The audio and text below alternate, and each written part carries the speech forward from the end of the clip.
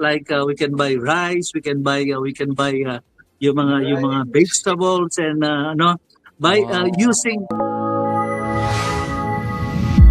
What if I told you that a small church in the Philippines just bought groceries without using a single peso? No bank account, no credit card, no government assistance, just a phone, an app, and a kind of value transfer most of us still don't really understand. Sounds fiction, right? But you know what? It's real and it's happening now. And let's be honest, when people hear the word crypto, most think of scams, rug pulls, volatility, tech bros trying to get rich quick. It's been painted as confusing, risky, and shady. And in many cases, that reputation was earned. But what if I told you a different story? In a quiet town called Calawan in the province of Laguna, a local Baptist church led by Pastor Arnel Velasco recently did something profound. They walked into a grocery store with their phones and walk out with bags of rice, canned goods, and food supplies for their congregation. Paid not in cash, but in digital value. And this has been going on for so many months now. For a community without easy access to traditional banking, for families living week to week, this was more than a transaction. This was dignity. It was a proof we can create a system that includes the overlooked, not just the overfunded. The tools they used, a digital asset specifically created to empower grassroots churches like theirs. A token that isn't about speculation, it is a token about sustainability, a new kind of utility built for the body of Christ, not for the next bull run. It's called Ophir Crypto, and it's already changing lives. Watch this one.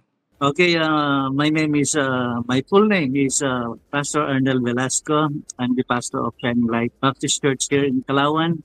And our church is going 7 years now. And I thank the Lord dahil po since last year, ano po, yung Ophir Crypto ay dito sa amin sa Calawan, kami mga pastor na beneficiary, ay nagagamit na po namin ito.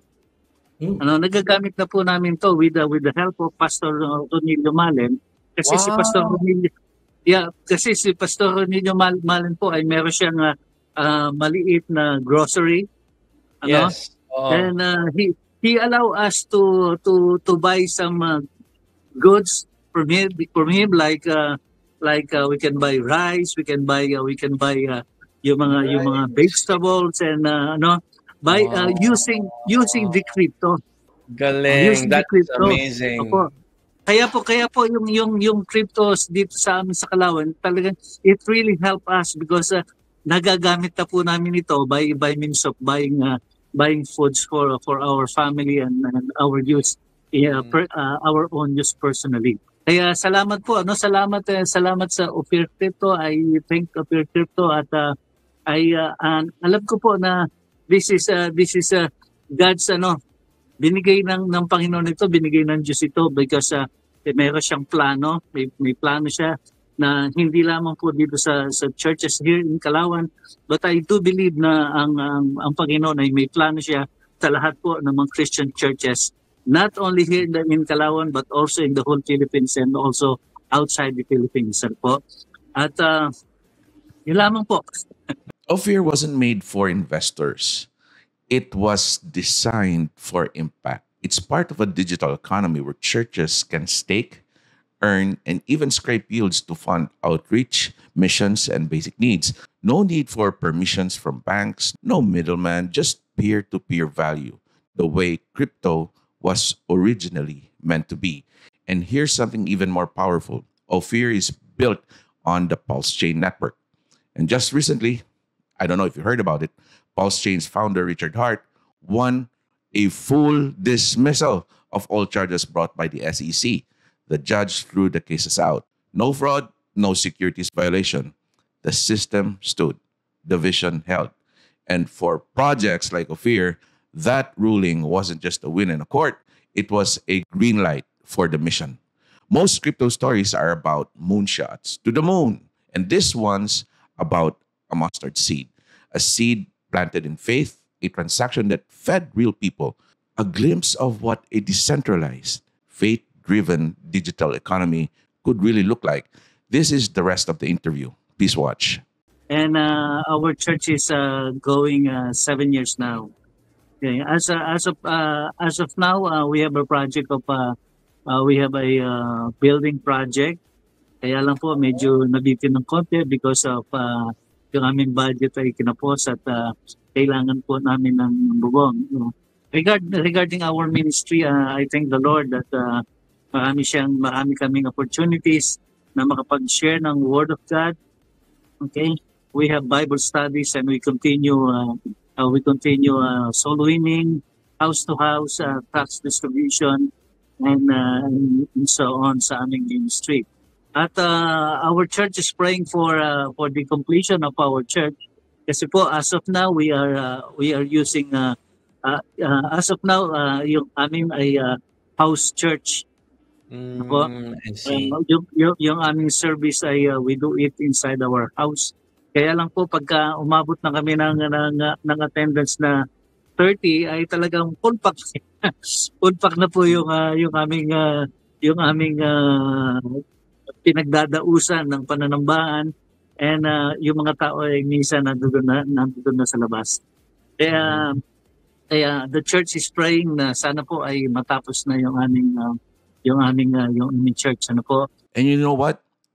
Here's what sealed the deal.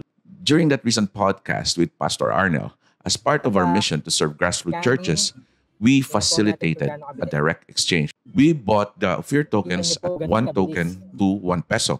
Yan. So, we'll send po peso, 5,000, seed paid. Yan po, Pastor. 5,000 peso po, seed paid. Pay, boom. Boom! Boom. Boom, panis. Alright. Ayan na po, Check, Pastor. Arnel. So, Sige po. Ayun o. Ganun kabilis. Woo! Alright, success! Congratulations po, Pastor. And sa lahat ng mga beneficiaries natin dyan, see you by the will of God. Mapipili kayo By sa the will of God, that's right. The proceeds, remember this one. we have a building project. Kaya lang po medyo nabitin ng konti because of yung aming budget ay kinapos at kailangan po namin ng bubong. They were used to fund the roofing of the church. Morning po, Bishop. Kararating ko lang dito kay Pastor Arnel. Yan. Pastor Arnel ng ano po, tubular. Para po may kabit dito sa church. Yan, wala pa po siya talagang pagkakabitan ng yero. Ano po. Ito pong likuran na ito, dapat po ito ay dingding. Ano po, may mga hollow blocks na naman. Kaya lang po wala pang mga semento, buhangin. Yun. Pero yung hollow blocks naman po ay meron. Nga lang po ay kulang pa sa hollow blocks buhangin. Sa buhangin saka sa semento.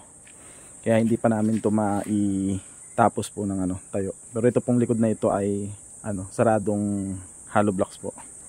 Maraming salamat po doon sa kagabing naibigay niyo po kay La Pastor. At ito po, naibili na po ni Pastor. God bless po. Man, that's not hype. It's not theory. That's utility in action. And this is just the beginning. If this really move you, don't forget to like, share, subscribe. Share it with someone who's lost faith in what crypto could be and should be. And let's keep telling the stories that matter, not because they're trendy, but because they're true. Watch the whole interview on this link right here and see you on the other side. Doc Vince. Ciao.